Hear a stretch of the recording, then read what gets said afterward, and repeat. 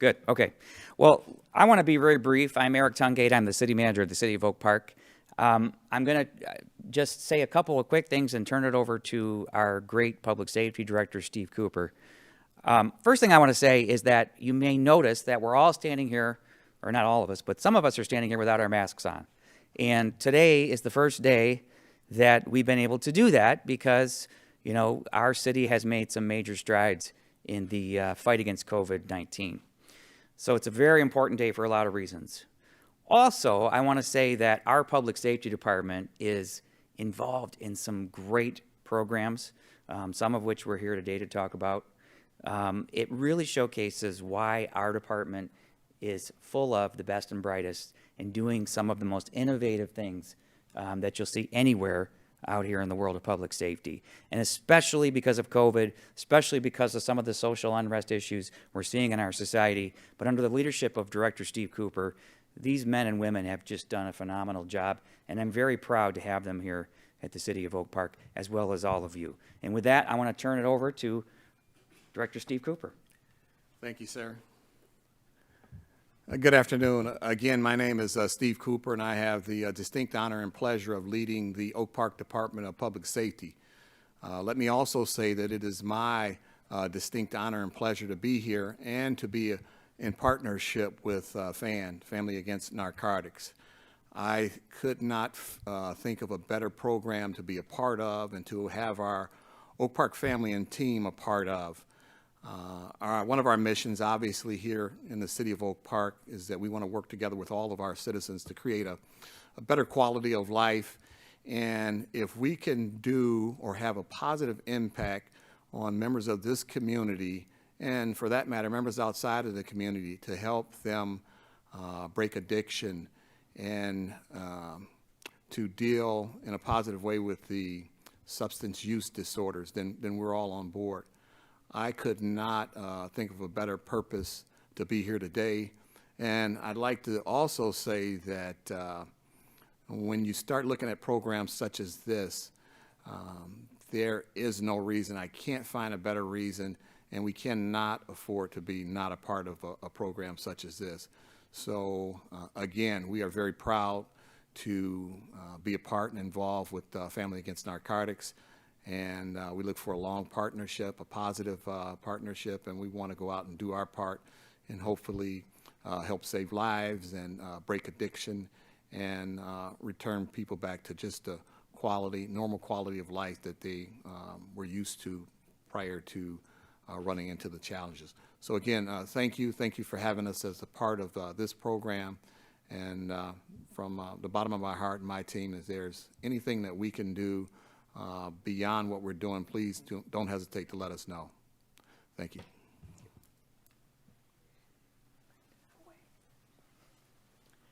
Good afternoon. My name is Emily Rollins, and I am the treasurer of Impact 100 Oakland County.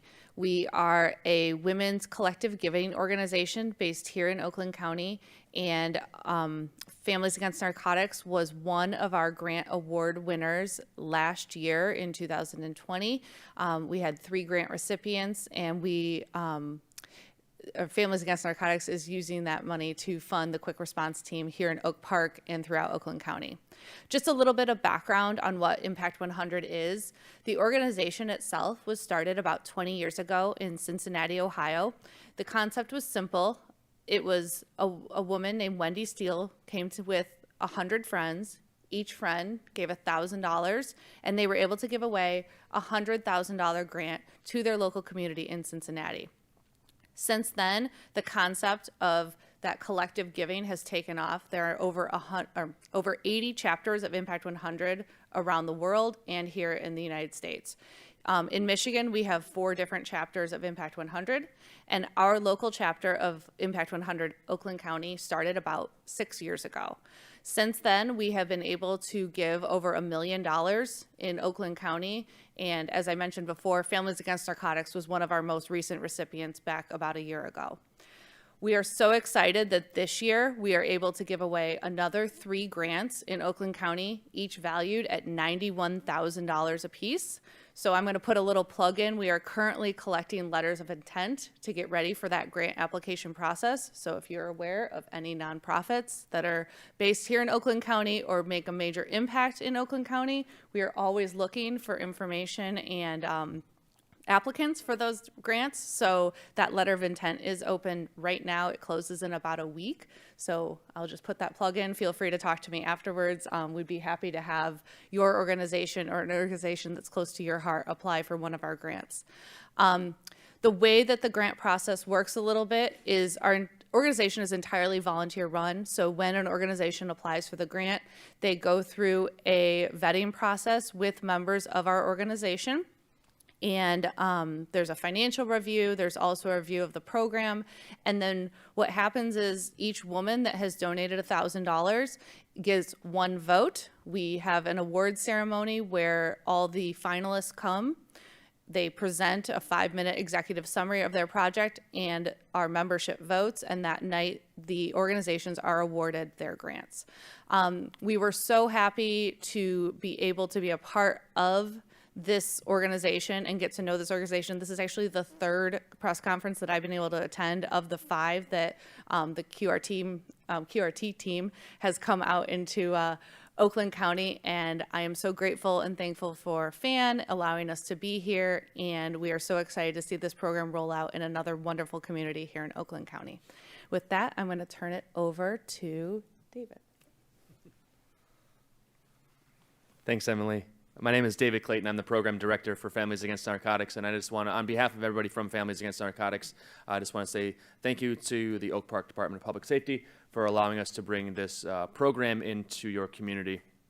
And again, thank you to Impact 100 for allowing us to expand this program. We are now running in Ferndale, Berkeley, and Madison Heights, Troy, and then now Oak Park. So it is all because of them that we're able to do this. How the program is going to work, as you see, there's some teams to me on the left and the right, and what's going to happen is after a post-overdose at the residence, within 72 hours, we are going to show up at your door with a plainclothes officer, a peer recovery coach, and a family recovery coach, and we are going to simply offer you services. If you reject services, we're going to come back, and we're going to check on you again, because you deserve that. We want to give you the help that everybody deserves. Recently, we launched a program in Oak Park, which I'm excited for as well, called Hope Not Handcuffs. And the way Hope Not Handcuffs works is anybody who is seeking treatment for any type of substance use disorder can walk in to this police department and ask for help. They're going to be greeted with compassion by the desk officer, and they're going to call one of our angels, and we're going to come out and we're going to help you get into treatment. If you don't want to walk in, that's fine. So what we're doing with Comeback is we're actually going to bring Hope Not Handcuffs to you. We can offer you the service of getting into treatment. We can offer you a family coach for your family or a peer recovery coach for the one that's suffering. Nonetheless, we're going to leave you with resources. We're going to leave you with naloxone, which is Narcan, which is the opiate overdose reversal medication. And we're going to check on you. And we're going to keep checking on you because you deserve it. So on behalf of everybody from FAN and the Comeback Quick Response teams to my left and my right, and also Impact 100, thank you so much. And we are so grateful to be in your community and to really kind of to bring a different light to all of this, because the way when you think of law enforcement and you think of addiction, it's kind of like oil and water, right? People don't want to see those two mix. But now that we are having these great programmings and we're actually bringing law enforcement into the community and to saying, hey, we're here for you. We're here to keep you safe, and now we can finally start addressing substance use disorder as a clinical disease that it actually is. So thank you all for being here, and thank you for letting me share. And with that, I'll open up to any questions that anybody has. Yes. Okay, so when I hear you guys, first of all, this is amazing. So kudos to all of you because it's important and necessary, and the time couldn't be better. When I think about everything that you're doing as a collective, first of all, what you guys are doing is phenomenal. To be involved in this. But I feel like I'm looking at reform. I mean, think about law enforcement, and being a community. This feels to me like a level of changing and reform and doing things as a collective and working together just for something so important. Do you see that as like you guys are unifying for one goal? And it's part of everybody talks about, defunding and reform, but this is part of the scope and the interaction? Yes, no? I mean, talk about that, or whoever wants to talk about that. Yeah, I'll be more than happy to talk about that. Absolutely, it's part of a reform. I can stand here proudly and tell you, though, that the Oak Park Public Safety Department has been all about community way before a lot of national headlines have arose. This is year 31 for me here with the City of Oak Park, and everything that we've been doing over the years has been community policing oriented, getting out, engaging the community, having those positive relationships. There's several programs that we're involved in besides the FAN and the Hope Not Handcuffs. You know, we're part of the Tri-Community Coalition. You know, we do Citizens Academy. We have community resource officers, 2 of which I have 1 here with me. So we're out and engaging the community at just various levels all of the time. We're very active with our block clubs. We have community picnics, open houses. Like I said, the list goes on and on. But yes, I think that we have to continue with these efforts. Number one, to gain more of the trust from the community and let them know that it's a partnership and that we're all on the same team. So yeah, as far as reform, absolutely, you could include that as part of a reform process. But like I said, I'll have to just take a second and pat my men and women on the back that serve with me on a constant day in and day out basis. You don't get to this position overnight, and the community has supported Oak Park above and beyond for the 31 years that I've been here, and I can't sit here and stick my chest out and take all of the credit for that. That happens a long time ago, and you have to continue to build and to gain the trust of the community.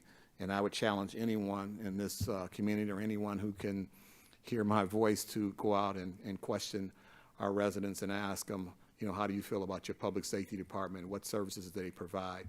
By being a public safety department, and I'll shut up here in a second, we not only provide police services. Every officer that you see to my right and to my left are certified firefighters and medical first responders. So we provide all 3 services in one. So we're cross-trained.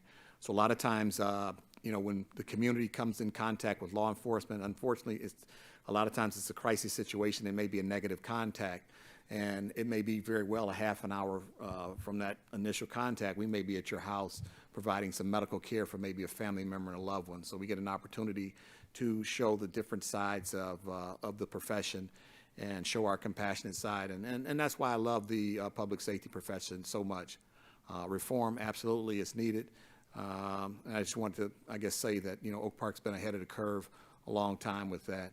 And with that, I'll be quiet and I'll turn it back over. Okay, 2 more things about my job. Okay, so who has a personal connection to this? Does somebody have a personal connection? Have you had someone in your life? Has it been you yourself? And that's one question where there's something connected to your heart in this. And secondly, why do you feel like, and why do you know this is going to work? Why do you know this team together is going to be part of the difference to really saving lives and making an impact in this mission together? So the reason why I got involved with Families Against Narcotics about a little over 7 years ago is I came as a person in recovery. So I'm now a person in long-term recovery, and I know exactly what it's like firsthand, right? So I know what it's like to feel lost and hopeless and not want to go on another day. I know what it's like to be in on the opposite end of law enforcement, and I know what it's like to be mistreated. I know what it feels like to be treated well by law enforcement, and I know this program works because of the numbers, right? The numbers don't lie. So since March 1st, I believe it was, since Impact took on in Oakland County to fund our programs, we've made 42 home visits and we've connected 23 families with referrals, with various services. So, and the numbers for Hope Not Handcuffs, when we launched on February 1st of 2017, we didn't think that was going to work. We didn't know what we were going to do, and we stood behind education and awareness. We were going to talk about what was going on until we were blue in the face, but people were still dying and at an alarming rate. And now, since February 1st of 2017, we have over 108 different police departments across the state of Michigan. We have placed over 5,600 people successfully into treatment, and we're not stopping. Right? The overdose numbers aren't fabricated. Those are the ones that we know about, the deaths. 85,000 plus in 1 year. And COVID just blew that number up, right? So, you know, when I think about, with your last question as far as about what things are doing now, I don't have to talk to any chief of police or any director and kind of beat the idea of like, hey, we can't arrest our way out of the problems. They've known that for a long time. And when I trained all of Oak Park's team, all of these officers to my left and to my right, it was like an average of like 20 plus years, I think, of on the force. A lot of guys and men and women have been here for a long time. They've seen that change. So to be a part of this is what I call growth, right? And if we're not growing, what are we doing? And this is what it's like to be in your community with boots on the ground, and we're going to come to you and we're going to help you. And not only with the help of us, our family coaches and our peer coaches, but with the men and women in blue. What was the turning point for you to change? Oh, we're going to talk about me? Yeah. I was hoping not to do that. Oh, man. So what was the turning point for me? I was hoping to avoid that.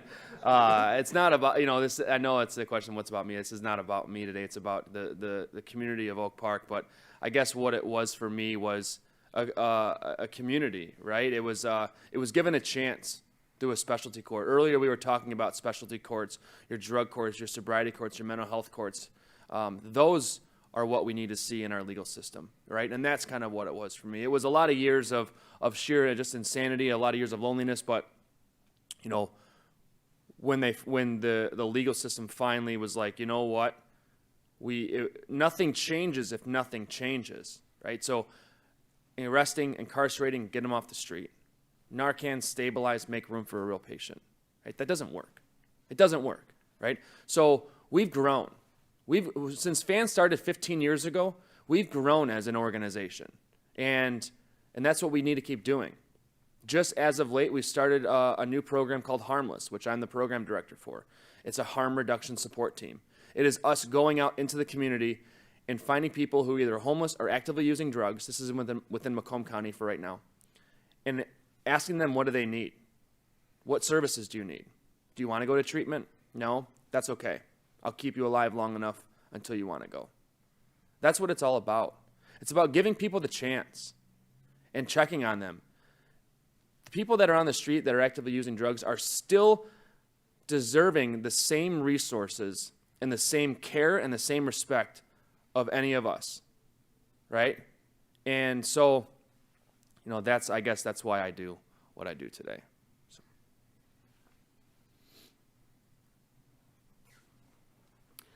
I come to this team as the family recovery coach, and as the peer recovery coach has lived experience, I have lived experience also. My son Justin struggled for 7 years before I lost him to an overdose in 2017. After he passed, I began working with Hope Not Handcuffs and Families Against Narcotics, and it's very rewarding work. Substance use disorder, it affects the person who's struggling, but it also affects the family. Family members feel a lot of emotions. They end up feeling helpless. They end up feeling hopeless. As a trained family recovery coach, I've gone through training to help families find their own recovery and also teach them skills and give them knowledge that can also help their loved one.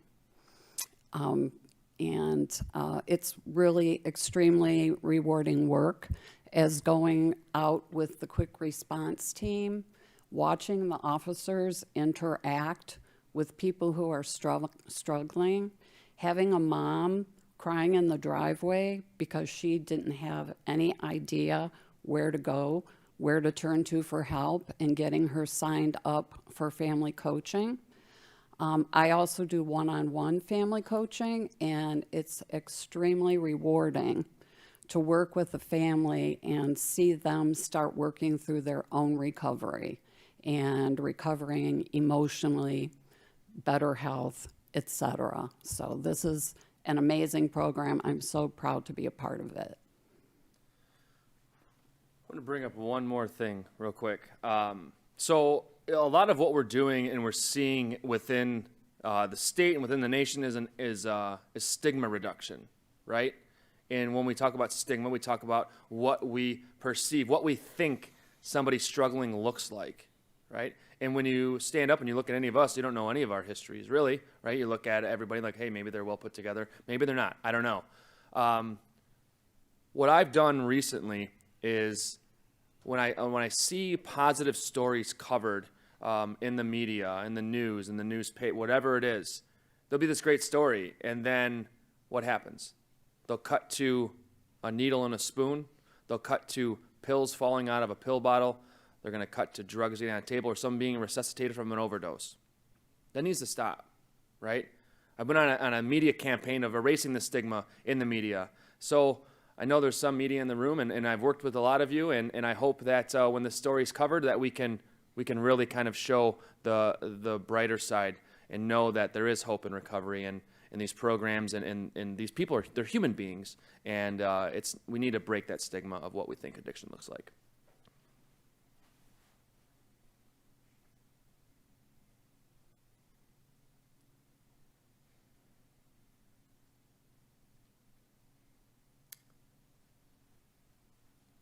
Anybody else? This is where we old-fashioned standoff.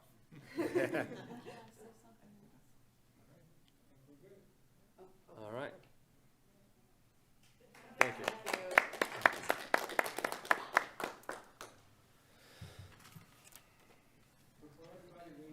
All right.